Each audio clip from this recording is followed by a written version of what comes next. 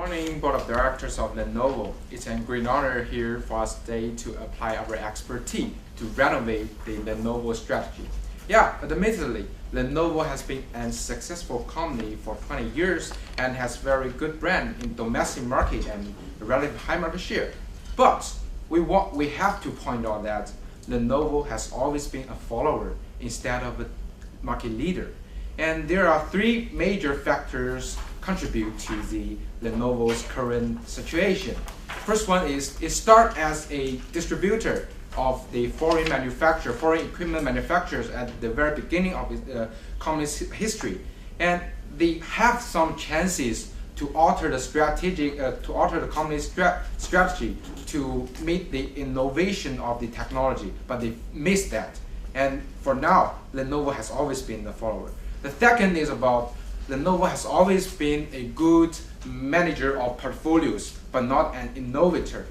They purchased IBM, and yeah, it is proved that IBM has been a successful acquisition and generate rich cash that milk the company. It's a cash cow, of course, but it's very short term, maybe for 10 years.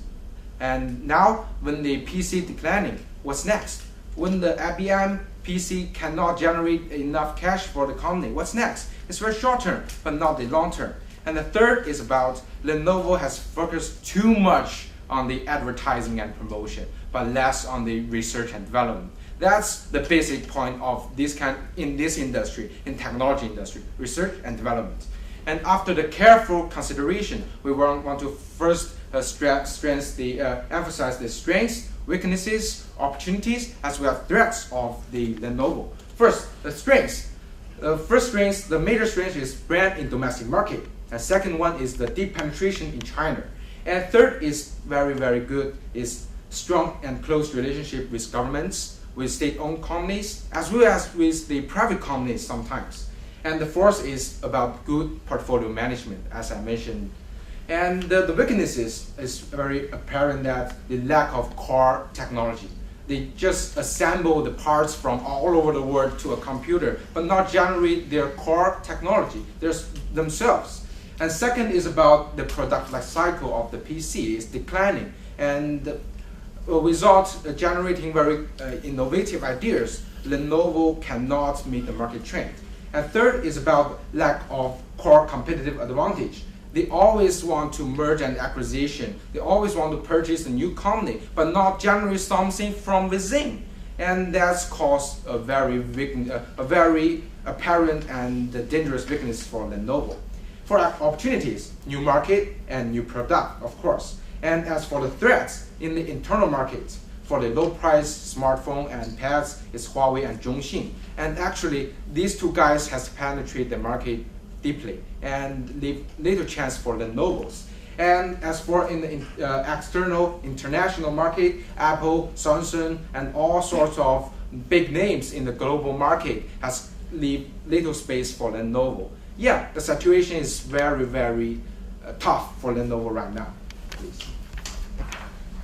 And according to the SWOT analysis, and the PC in Chinese market is a cash cow for Lenovo, of course. And of course, Lenovo should penetrate more to dominate the domestic market regarding PC.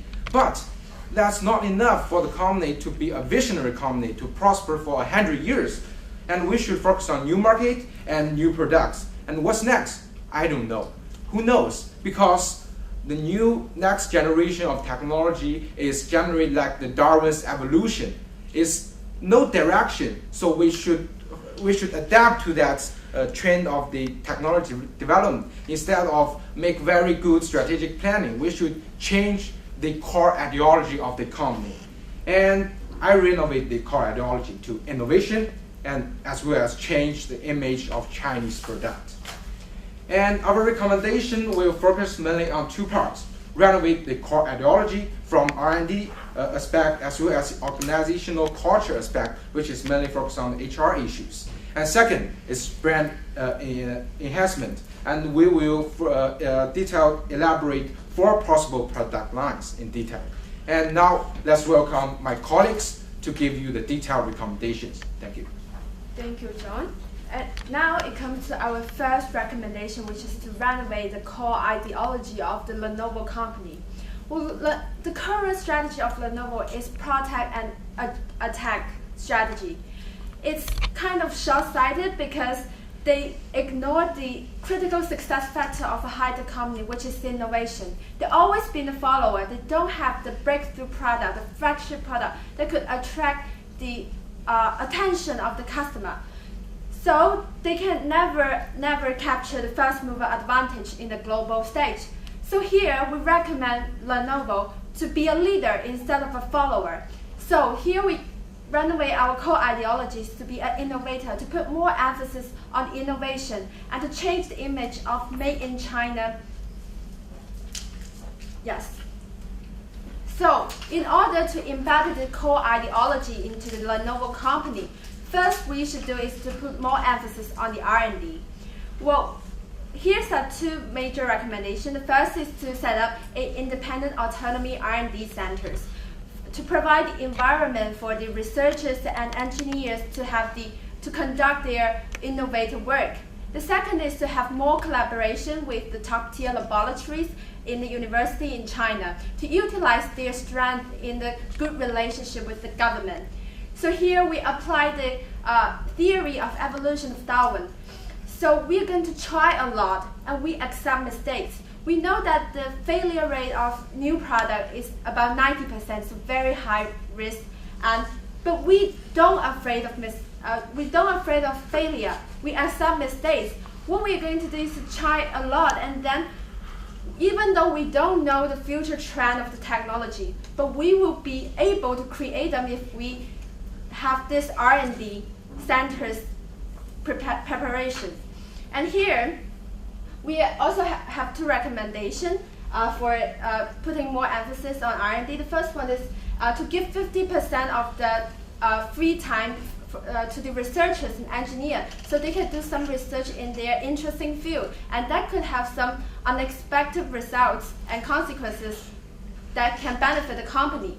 And there's also recommended that the Lenovo should put a criteria that the 30% of the revenue of each product division should be generated from the product that been introduced to the market within the 4 years. So the product division manager will put more emphasis on the R&D. In order to embed the core ideology into our organizational culture, we also have some corresponding measures for the HR management. Well, people are not the most important assets, but the right people are. So we are going to have a series of measures to ensure that the people in Lenovo are fit for the company.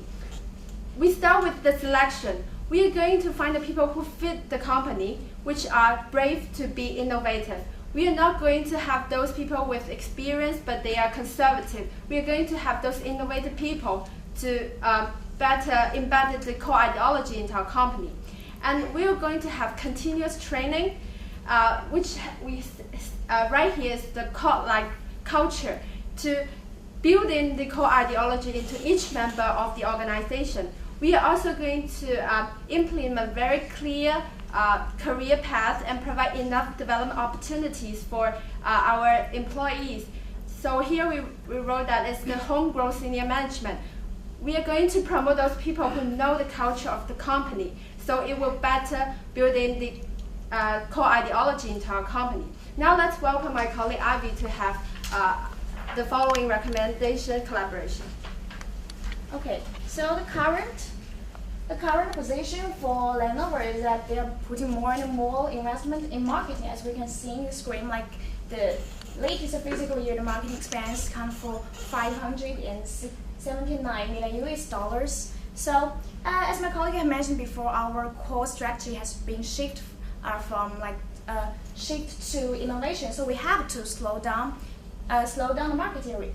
And the second is we are gaining. Actually, the Lenovo is gaining exposure in all over the world, and especially in US. You can see that TV advertisements and also in the Hollywood movies. Lenovo is everywhere, but why still Lenovo is regarded as an unknown brand? Something's going wrong. The market direction needs to be corrected. So let's look at the AIDA model. The AIDA model describes the customer's perception of a product. So from awareness to interest, and they have the desire, and finally they adopt the product. So what's going on here?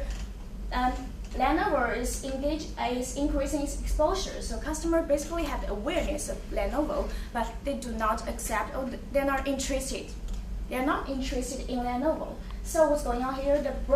There is a broken link, because people may be afraid of the brand, of Chinese brand, and they don't think that it's like worth for their money. And so our marketing direction should be lead to innovation and to high quality of our brand, and also to eliminate the post-purchase dissonance of the Lenovo brand. So the product life cycle of the PC is basically on the decline stage. So like the margin is declining, and we have to increase our sales value to capture the profit. Okay, next one. So our strategy is still market penetration. An interesting word to describe today's society is the M society. We can see that the top of the M letter stands for the rich people, and which is think groups of Lenovo's target market. So the place for think group to develop their market and China, the big China area, and also the business sector, because the ThinkPads areas are really suitable for business use, and that is B2B market.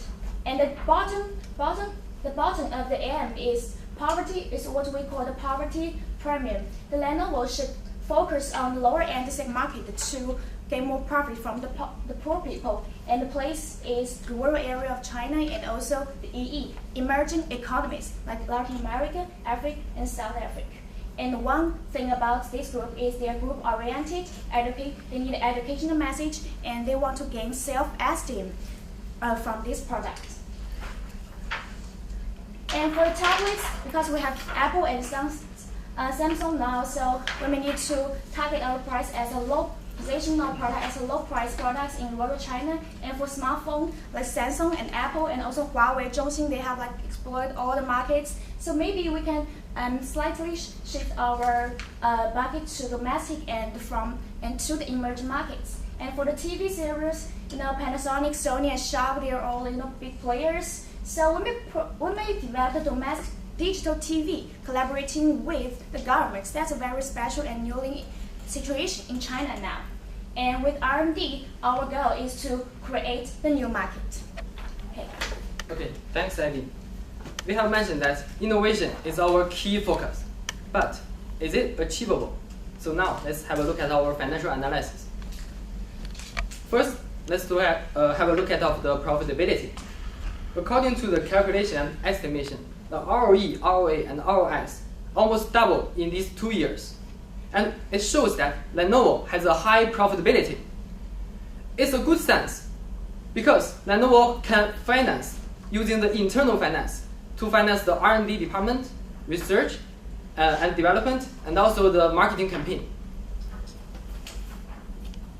For the liquidity and solvency, the current ratio of Lenovo is 1, which means that Lenovo has the good ability to meet the short-term debt. It's not a problem for Lenovo. But let's look at the DE ratio. It's really a problem of Lenovo.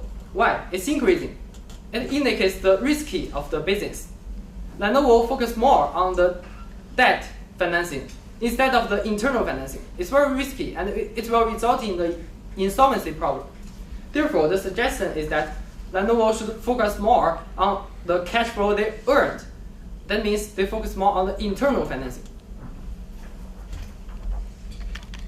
So we will make the investment in research and development center. Originally, Lenovo invested 0.5 billion in marketing campaign. That's too much. We should shift this money, because our first priority is to innovate more product. Therefore, more money should be invested in the R&D center. Therefore, we will put half the money in the R&D and half in marketing campaign. Also, we will inject 1 billion into the R&D department. So the total investment is around 1.5 billion. Well, according to the 30% of growth rate, and Lenovo can achieve the annual growth of 0.15 billion. And it will take 10 years to cover all these initial expenditures invested in R&D. So here is our timeline and implementation of our strategies. In the first 3 years, Lenovo will build up the R&D center as well as expand into the rural areas in China. Also, continuous training of employees to build up the organizational culture is also necessary. In the first 5 years, the new products will be launched. However, there may be some risky contingency. What if they fail? Therefore, Lenovo should respond quickly to this failure and then resell them immediately because they are not a good product. Maybe the direction is not good. In the first 10 years, we will have the global expansion after building up our brand and also launch our innovative product. Also, we will have the continuous R&D throughout the whole 10 years. So here is our focus. The diluted earnings per share is decreasing, which is mainly due to the lack of innovation. However, after our tailor-made recommendation, the revenue of Lenovo will increase almost 3 times than it is before, and it will reach $90 billion. So, adversity leads to prosperity. Lenovo is facing challenges, but the best is coming. Our tailor-made recommendations will shift Lenovo from a follower to a market leader, from an adapter to the trendsetter. Thank you. Thank you. How important is innovation to this lower income segment? I think actually the low income, the group is for the current situation because this is something like what Lenovo is doing now. So we're not just like to abandon that and shift directly to innovation, but innovation is our like development point, the turning point for the company. It's a continuous process. Okay, so you're going to focus on innovation. Yeah. Right now, you appreciate that you're going to sell to the lower income segment because that's your current product. But 5 years down the line, for example, do you still expect to be working with this lower income segment, or is your aim to, I suppose, exit that market? I can add some points. Because currently, rural area is still underdeveloped. Therefore, it's a potential market in China. And Lenovo has already built up the brand in PC market in China. They have a good branding in China. Therefore, we should keep this branding into the PC development into the rural area. However, our focus is not just China. We will expand our product overseas. Therefore, what should we do? Innovation is a must. And we can use the profits earned by selling the PC to the rural area to finance the growth of R&D to launch the new innovative product. Yeah, may I add a point? Like just like the Darwin's evolution theory, we do not have for lower income people or high income people. We focus on the market needs or customer needs or market opportunities. Whenever there's opportunity, we grasp it, and if it works, we keep it. That's our key point. Thank you. Just on the R&D, there's a lot of focus around R&D. Obviously, you need R&D to get innovation. How do you plan on attracting the key talent in R&D? You talked about the university campus. That's one aspect. But in terms of people with experience, how do you attract them into China, or do you have bases elsewhere? Yeah. First, China has a lot of talents in China, especially in Tsinghua University, Peking University, those kind of university, and laboratory, like the national laboratories. We have talents in China, and we have to make use of less resources in China. And secondly, as we mentioned, we provide these researchers and engineers a lot of autonomy. We just provide we provide the resources for them to do what they like. That's not all the companies can provide them. So I think this is one of the key points we can attract those talents. And also, we have the incentive schemes for employees to attract these potential talents. For example, maybe we can learn from HP to provide the share options, not the small sum share options, the big sum. If you want to buy shares from our company by like 5 years of your income, yeah, we can provide you the deferrable payment, but you have to buy a large sum. So you just live with the company. And with that, you're essentially saying there should be a cultural change within the corporate identity. And what time frame do you see that happening over? In 10 years. 10 years. By your own admission, this is quite a risky strategy. You talked about a 90% failure rate of new products. You talked a bit about the image problem of the made in China brand outside of the Chinese market. What's the fallback if this goes wrong? Because you could be investing a lot of money into R&D for products that 90% of them don't sell. I think that's why we need those cash cows in the rural area and developing At the area. very beginning. And if something wrong, we cash it. We get the money as much as we can. We cash it and we go to another direction, go to another opportunity.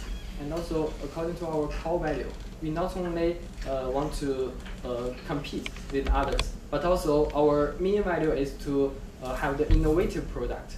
And that's our core ideology. That means the product, actually it's not the product according to the market trend. We set the market trend. We create a very innovative product. Actually, I don't know what's that, but we create it. And in the future, and that create a new market. It's not the existing market. And we will become the leader, not the adapter. Yeah. Yeah. Yeah, I understand that. But there's a lot of risk involved in that because, yes, in 5 years' time, there will be a new product. Yeah. But Apple are trying to create it, all sorts of companies are trying to create it. So you're gambling that you'll be the one that succeeds. So you mean what's happening with all this succeed turn to failure? Like that? What happens if Yeah. the next big thing also comes out of Apple rather than out of Lenovo? It's actually, I don't think we will fail in the very big picture. We will succeed in the big picture. Maybe we have some minor mistakes, minor failures, but majorly we will succeed. Because like the Boeing in 1970, they launched the 747 airplane. It's an audacious goal. It's nobody believed that they will succeed, but they succeed because they stick to their core ideology. And we have the good core ideology, and we stick to that. I think we will succeed. And also, as I mentioned, we have the contingency dealing of this failure. For example, if we fail in certain kind of product, we will immediately shift our direction to focus more on the new trends. We are flexible. Yeah, more flexible. If it's, I was going to say, the R&D aspect, going back to this, there's a discussion around putting lots of people out, creating ideas and putting them in an environment to allow them to do that. Where we've seen companies respond, there has been a vision of usually one person to be somewhere. So it was Gates in terms of the desktop, it was Jobs in terms of how Apple formed a brand. How do you put the vision in order to move people in a certain direction, or are you hoping that the strategy is literally hit and hold, multiple different segments? Sort of, I'm just trying to figure out where the vision is for the company. So do you mean there should be a leader in the company? You mean the R&D department should be segmented regarding each product line? Can you allow a workforce to be unmanaged and come up with ideas that might be independent to each other in an environment where consolidation of ideas seems to be the way the market is moving? I think they are free to generate ideas, but they are not organized and independent. They will share their experience with each other, and these are all the talents who generated the idea, and then one most innovative idea or several most innovative idea will be generated among these people, and then the top management will select the most talented idea and then implement them.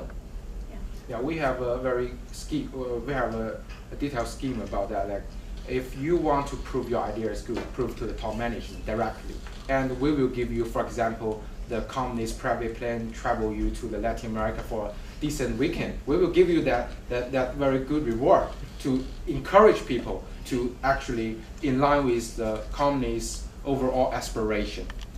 I think we're giving people empowerment, but it is not exactly what Apple is doing. Like everybody come to jobs before, come to jobs and say, oh, I have an idea, and okay, let's discuss it. It's maybe it is in the long run, but we're still in 30% of time, like 40%, 15% of time. In one of your slides, you mentioned that you would nurture homegrown talent. Yeah. I was interested in that because you also subsequently talked about global expansion. And don't you think that global expansion means global talent as opposed to homegrown talent necessarily? It's actually, from our point of view, it's not a or problem, it's an problem.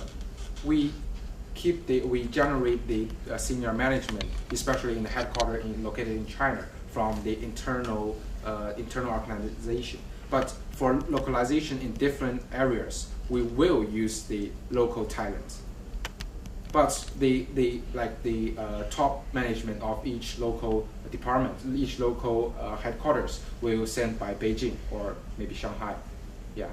And I think our homegrown, the home not mean China, is like our company. Yeah. Like we're first, maybe you're 20 years old and you're from America and you join us and you are our people. So yeah, it's global and still ours, our homegrown talent. Yeah. You'll build the organizational culture within the whole company to keep up the spirit. We have the spirit. You touched on the debt being an aspect of concern, that they focus too much on debt. But you talk about injecting another $1 billion into R&D. Where does that $1 billion come from, and would you consider restructuring the debt in that process? Because currently the debt ratio is increasing. That means Lenovo relies heavily on the external financing, and it's increasing, and it's not a good sign.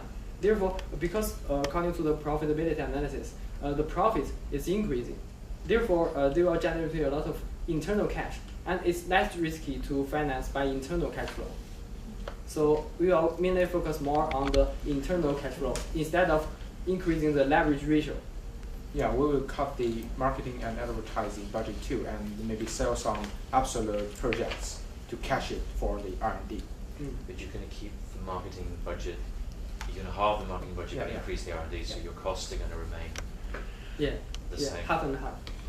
But ultimately your bottom line costs are going to remain the same, you're just apportioning it differently. Yeah. Yeah, because our main focus now is, our first prioritization is the innovation.